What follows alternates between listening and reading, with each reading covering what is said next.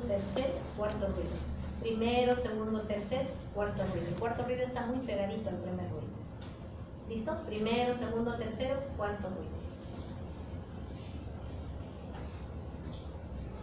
Veamos entonces qué es lo que ocurre en una estenosis aórtica. ¿Dónde está el problema? El problema está en la válvula aórtica. ¿Qué ocurrirá con el ventrículo izquierdo? El ventrículo izquierdo tratará de vencer esa obstrucción que tiene el tracto de salida.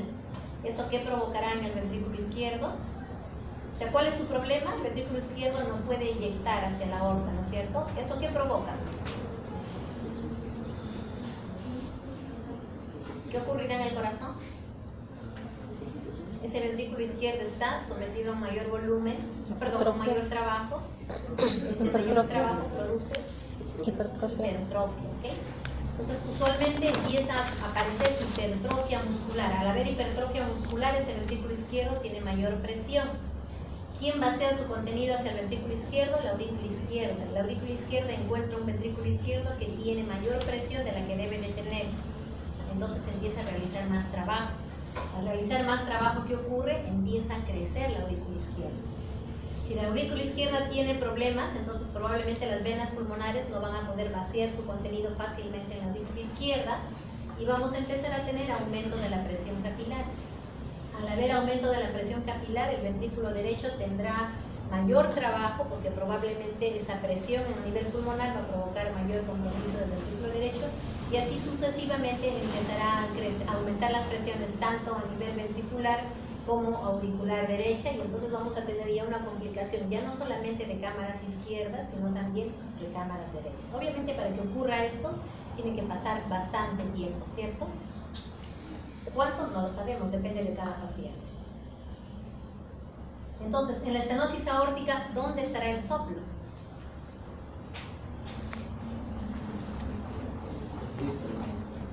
Obviamente en sístole. El ventrículo izquierdo pretende vaciar su contenido frente a una aorta que está obstruida. ¿Dónde estará el soplo entonces? En la fase sistólica. Lo característico del soplo aórtico es que tiene una forma romboidal.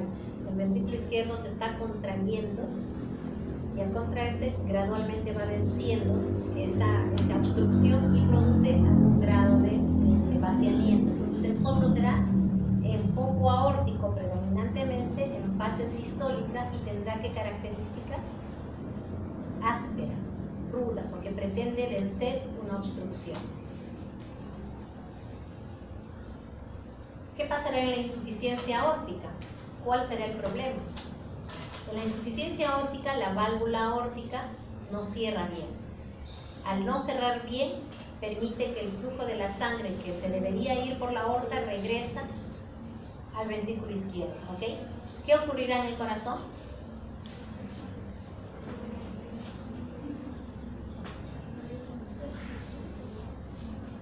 ¿Qué ocurrirá en el corazón? La válvula es insuficiente, permite regresar su contenido hacia el ventrículo izquierdo. ¿Qué empezará a pasar?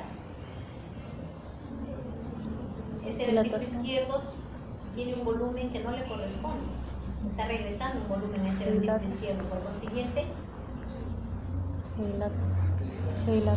Empieza a crecer, empieza a dilatarse. En la hipertrofia, usualmente al principio hay hipertrofia concéntrica. ¿Qué significa eso? Que el impulso ventricular izquierdo probablemente no sea muy palpable y probablemente no esté desplazado. En este caso, en esta patología, que es lo que está provocando, es una insuficiencia, un volumen que regresa hacia el ventrículo izquierdo, vamos a encontrar una dilatación, un crecimiento del ventrículo izquierdo y el impulso ventricular izquierdo empezará a desplazarse. Ya no estará en el quinto espacio en línea media clavicular, probablemente empiece a desplazarse a medida que va dilatándose el ventrículo izquierdo. ¿Okay? Entonces, ¿cuál es el problema? Que la aorta es insuficiente. ¿Qué es lo que ocurre? Aumenta el volumen en el ventrículo izquierdo empieza a crecer. ¿Ok? La aurícula pretende vaciar su contenido en un ventrículo izquierdo que tiene más volumen del que le corresponde, por consiguiente empezará también a crecer porque no va a poder vaciar todo su contenido y empezará a crecer la aurícula izquierda y así sucesivamente. Entonces volvemos al mecanismo que hemos estado comentando anteriormente. ¿Ok? Como que se hace más fácil cuando uno analiza así, ¿verdad? Listo. ¿Cómo será el soplo de la insuficiencia aórtica entonces ahora?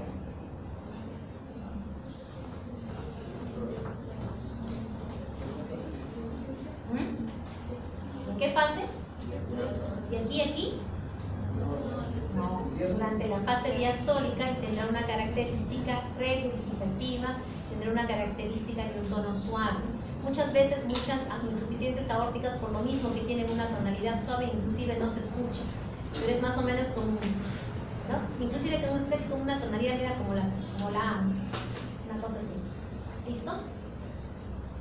Y si hay doble lesión aórtica, será un soplo sistólico y un soplo diastólico. Ambos soplos son diferentes, eso no es un soplo continuo. Listo, vamos un poquito más rápido. ¿Qué pasará en la insuficiencia mitral? ¿Cuál será el problema? El problema es que esa válvula mitral no permite el ingreso de la sangre de la aurícula hacia el ventrículo. ¿Qué pasa con el ventrículo? ¿Ya tienen la lista? ¿Tienen la lista todavía? ¿No? ¿Firmaron todos? Pásalo por favor para que firmen todos. Entonces, ¿qué pasará con el ventrículo izquierdo en una estenosis mitral? ¿Cuál es el problema?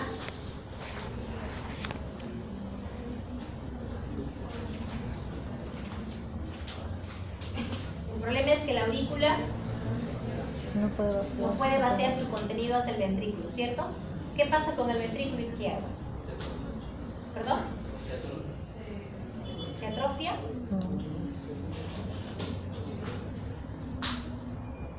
Algún grado de volumen le llega y en realidad no pasa nada con el ventrículo izquierdo. Ni hipertrofia ni crece. O sea, se queda tal cual. ¿Encontraré impulso ventricular izquierdo desplazado? No. ¿Qué pasa con la aurícula izquierda? ¿Ah? Más que hipertrofia, crece, porque no puede vaciar su contenido. A ella le siguen llegando las venas pulmonares y le siguen vaciando su contenido, pero esa aurícula no puede vaciar su contenido del ventrículo izquierdo, por lo menos no puede vaciar íntegramente, entonces empieza a crecer. Entonces es una de las pocas patologías en las cuales van a encontrar aurícula tremendamente dilatada y ventrículo izquierdo prácticamente. ¿Qué pasará? Esa aurícula izquierda igual tendrá resistencia al vaciamiento, igual los vasos pulmonares estarán congestionados, al haber congestión empieza a crecer y a haber hipertensión pulmonar. Al haber hipertensión pulmonar, el ventrículo derecho no puede, o trabaja más de la cuenta, no puede vaciar completamente su contenido, y así sucesivamente una patología del lado izquierdo termina afectando el lado derecho del corazón. Y en la estenosis, eso es lo que hemos dicho de la estenosis mitral. ¿El soplo será? Diastólico, y tiene esta característica si es que el paciente está en ritmo sinusal. Primera etapa de vaciamiento, la aurícula pretende contraerse y existe una segunda etapa de vaciamiento. Entonces, si el paciente está en ritmo sinusal, vamos a encontrar esta característica del soplo, y el soplo será rudo y áspero. Usualmente los pacientes que tienen estenosis mitral, como les crece la aurícula izquierda, muy fácilmente pierden su ritmo sinusal y muy fácilmente cursan con fibrilación auricular. ¿Okay? En la insuficiencia mitral ya no les hago pensar, es prácticamente lo mismo. Esa válvula es insuficiente, esa válvula insuficiente deja pasar el contenido del ventrículo hacia la aurícula, crece la aurícula le devuelve ese mayor volumen al ventrículo izquierdo, por consiguiente el ventrículo izquierdo también empieza a crecer. Entonces en la insuficiencia mitral vamos a tener crecimiento o dilatación del ventrículo izquierdo y vamos a tener crecimiento auricular izquierdo, y así todo el circuito nuevamente, ¿no? Y vamos a tener probablemente a largo tiempo complicaciones de la columna derecha. ¿Dónde está el soplo de insuficiencia mitral? En la fase sistólica. ¿Cuál será la característica? Será un soplo regurgitativo, es decir, será un soplo de tono suave. Listo, ahora qué felicidad, entendí mejor los soplos. Listo, hoy se pasó. Entonces ya más o menos de esta manera uno ya tiene idea. Primero mis síntomas, y con eso yo puedo agrupar en síndromes, ¿de acuerdo? Una vez que ya tengo más o menos pensado qué síndrome es: síndrome de insuficiencia cardíaca, síndrome de dolor torácico, síndrome de palpitaciones, y en los síndromes que podríamos ir en síncope, por ejemplo, o de repente se asocia síncope con disnea. Yo ya voy sumando, de acuerdo, voy agrupando mis síndromes, Y luego el examen clínico, me permite ver la causa de esos síndromes, ¿no? De acuerdo a lo que yo vaya encontrando en el examen físico. Luego de ello, y recién puedo empezar a ver los exámenes auxiliares. Los exámenes auxiliares siguen siendo, hasta la fecha, exámenes auxiliares. Lo que manda definitivamente sigue siendo la clínica. Son exámenes auxiliares que están sujetos a ser, de muy baja sensibilidad o lamentablemente inclusive estar errados. ¿Y cuáles son los exámenes auxiliares que utilizamos? A la cabeza el electrocardiograma. Es un estudio muy antiguo, pero que no ha perdido para nada su vigencia. Lamentablemente no tiene mucha sensibilidad como el resto de exámenes, pero su especificidad es bastante alta. La placa radiográfica también sigue siendo de suma importancia en la valoración de un paciente con cardiopatía. La ecocardiografía, ni qué decir, ahora prácticamente podemos darnos el lujo de precisar detalles muy precisos con la ecocardiografía. La ventaja de la ecocardiografía es que no solamente me da imágenes bidimensionales, no solamente me permite medir las cavidades, sino también me da datos hemodinámicos que, comparados con los datos hemodinámicos que me da el cateterismo, por ejemplo, son muy aproximados. Es decir, lo que nos permite como aporte la ecocardiografía actualmente es sumamente importante, comparado inclusive con los datos hemodinámicos que nos da los estudios hemodinámicos. La prueba de esfuerzo, perfusión miocárdica, la resonancia magnética últimamente está ya teniendo un auge importante en lo que es diagnóstico de cardiopatías en general, ¿no? Ok, el tema de hoy no era necesariamente exámenes auxiliares, me imagino que cada uno va a poder ver de acuerdo a la nosología, pero les traigo algunas imágenes simplemente para que reconozcan de manera grosera la ecocardiografía como un modo simple, bidimensional, y miren cómo ya desde las imágenes bidimensionales nos permiten evaluarlo. Esta es una imagen perfectamente normal. Ventrículos arriba, aurículas abajo, la forma de cono del ventrículo izquierdo, un cono invertido, el ventrículo derecho como una C que está abrazando al ventrículo izquierdo, las aurículas casi más o menos del tamaño normal, septum interauricular, septum interauricular, y miren con esta sola imagen cómo puede un corazón tremendamente dilatado, tremendamente crecido, el ventrículo izquierdo, una imagen esférica prácticamente, y a medida que va pasando el tiempo y el compromiso del miocardio es importante, inclusive regresamos casi a etapa embrionaria en la cual las fibras empiezan más o menos a separarse, y cuando la dilatación es importante, miren, notan como un humito que da vueltas, no sé si todos pueden apreciar eso. Eso es un estado pretrombótico. Este paciente, si yo encuentro esto que se denomina en ecocardiografía contraste espontáneo, este paciente yo ya debo de una aurícula izquierda bastante crecida, miren ese septum interauricular, probablemente aquí la presión sea tanta en la aurícula izquierda que el septum interventricular lo está desplazando hacia el lado derecho. Una imagen también en un eje largo, un ventrículo izquierdo prácticamente aplastado por un gran ventrículo derecho, ¿no? Acá podemos apreciar, aquí es ventrículo izquierdo, ventrículo derecho, aorta ascendente, aurícula izquierda, mitral, aorta, ¿no? Y aquí con una angulación anterior puedo ver tricúspide, tracto de entrada del ventrículo derecho, gran crecimiento auricular derecho, gran crecimiento ventricular derecho. Y en cuanto a soplos, si se fijan aquí, esta es una imagen de 5 cámaras, arriba ventrículos, acá aorta, aurículas acá abajo, denominadas 5 cámaras porque estamos evaluando a nivel de la válvula aórtica, una válvula calcificada, dura, rígida, y lo que está produciendo es que el corazón trate de transmitir el flujo a través de la aorta con tanta fuerza que produce turbulencia. Esa turbulencia se grafica con color, con un mosaico de colores, y se describe como los soplos que ustedes pueden auscultar. Entonces aquí hay una turbulencia después de la válvula, que es la turbulencia de la estenosis, y un cachito, un poquitito de insuficiencia de algunas células que regresan. Entonces doble lesión, estenosis severa probablemente y una insuficiencia mínima. Esta insuficiencia probablemente ni siquiera la llegue a auscultar. Es tan chiquitita que probablemente ni siquiera la llegue a auscultar.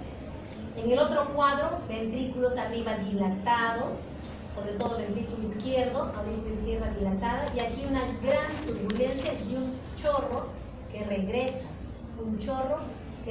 hacia la aurícula. Esa es una insuficiencia mitral severa, severísima, porque inclusive ven que el chorro que regresa llega prácticamente a chocar sobre las venas pulmonares que están ubicadas en esta zona.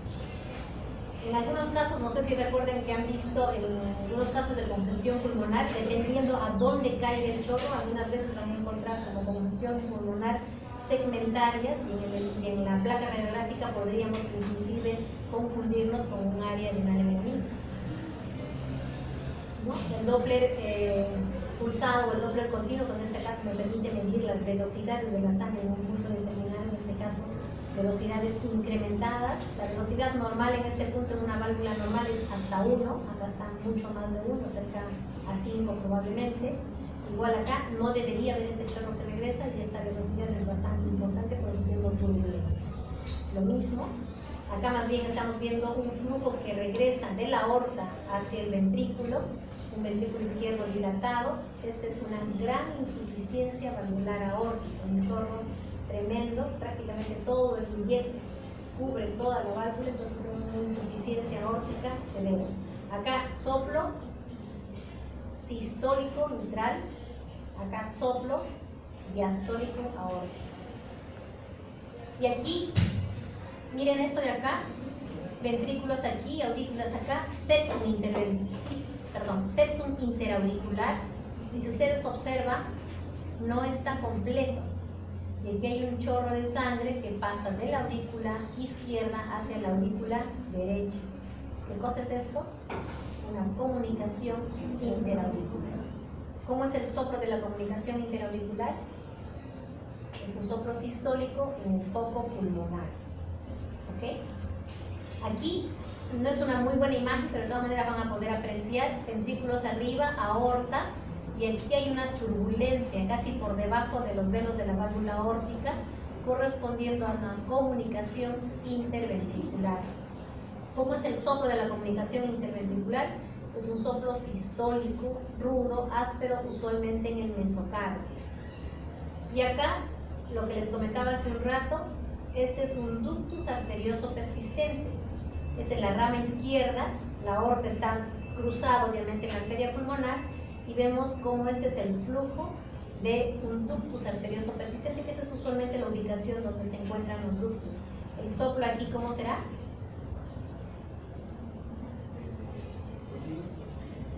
Soplo continuo, ahí no existen válvulas. Entonces la sangre pasa tanto en sístole como en diástole, de la aorta hacia la pulmonar. Entonces produce un soplo continuo, ¿de acuerdo? Listo, chicos, creo que con eso más o menos terminamos. Las últimas imágenes, miren, son imágenes tridimensionales de ecocardiografía, y ahora es tan importante el avance tecnológico en este tipo de estudios que prácticamente podemos cortar al corazón como uno desee y darle estos datos tan aproximados al cirujano, como decirle tiene esta área, tiene este diámetro, la válvula está en estas condiciones, etc. Entonces, felizmente ha evolucionado tanto la tecnología que nos está permitiendo dar diagnósticos muy precisos, y gracias a esto también, por ejemplo, estamos logrando hacer intervencionismo. Muchas veces tanto el CIA, CIB, ductus, problemas valvulares mitrales eran indicación sí o sí de cirugía. Ahora ya no. Gracias a estos estudios, muchos de estos casos están pasando a resolverse por intervencionismo sin necesidad de operar. Y si era más o menos la última imagen que les traía, espero que les